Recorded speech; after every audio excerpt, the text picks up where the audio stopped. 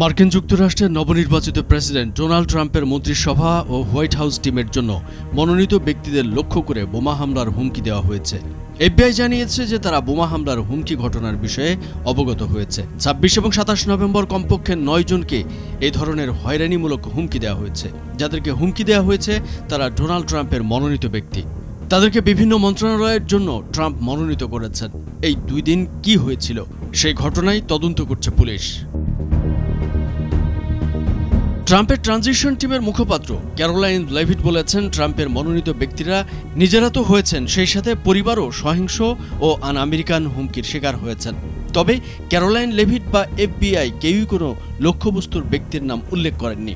New ইয়র্কের Republican ELISA স্টেফেনিক প্রথম জানিয়েছিলেন যে তার পারিবারিক বাড়ি বোমা হামলার হুমকির লক্ষ্যবস্তু হয়েছে। ডিফেন্স সেক্রেটারি হিসেবে মনোনীত পিট হেগসেথও পরে বলেন যে তাকেও লক্ষ্য করা হয়েছে।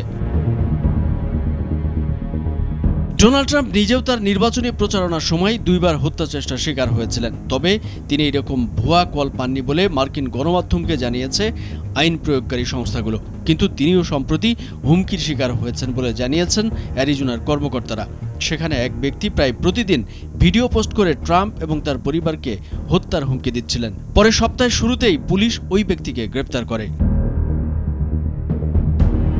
ডোনাল্ড ট্রাম্প পরিবেশগত সুরক্ষা সংস্থার প্রশাসক হিসেবে মনোনীত করেছেন লি জেলভিন, যিনি নিশ্চিত করেছেন যে তাকেও লক্ষ্যবস্তু করা হয়েছিল। তিনি বলেন, একটি প্রো প্যালেস্টাইন থিমযুক্ত বার্তা সহ একটি পাইপ বোমার হুমকি তার বাড়িতে পাঠানো হয়েছিল। ট্রাম্পের কৃষি বিভাগের প্রধান হিসেবে মনোনীত ব্রুক রুলিন্স এক্সে পোস্ট করে টেক্সাসের ফোর্ট ওয়ার্থের পুলিশকে ধন্যবাদ জানিয়েছে, কারণ তার পরিবারের প্রতি দেয়া হুমকির বিষয়ে পুলিশ দ্রুত তদন্ত করেছিল। ডোনাল্ড ট্রাম্পের আবাসন বিভাগের জন্য মনোনীত স্কট টার্নার এবং শ্রম সচিব হিসেবে মনোনীত লরি চ্যাভেজ ডেরমারও সামাজিক মাধ্যমে পোস্ট করে জানিয়েছে যে তাকেও লক্ষ্যবস্তু করা হয়েছিল। মার্কিন প্রেসিডেন্ট জো বাইডেন এই ঘটনাগুলোর বিষয়ে অবগত হয়েছেন বলে এক বিবৃতিতে জানিয়েছে হোয়াইট হাউস। এদিকে মার্কিন কংগ্রেসের নিরাপত্তার দায়িত্বে থাকা ক্যাপিটাল পুলিশ জানিয়েছে যে তারা ফেডারেল আইন প্রয়োগকারী সংস্থাগুলোর সাথে বোমা হামলার বিষয়ে কাজ করছে। অন্যদিকে নিউ ইয়র্ক পুলিশ বিবিসির মার্কিন সহযোগী সিবিএস নিউজকে জানিয়েছে যে ডোনাল্ড ট্রাম্পের কমার্স সেক্রেটারি হিসেবে মনোনীত হাওয়ার্ড লুটনিকের নিউ ইয়র্কের বাড়িতেও বোমা হামলার হুমকি দেওয়া হয়েছে। প্যাম বন্ডি, যিনি ম্যাট গেজের পরিবর্তে ট্রাম্পের মনোনীত প্রার্থী হিসেবে নির্বাচিত হয়েছেন, তাকেও লক্ষ্যবস্তু করা হয়েছে।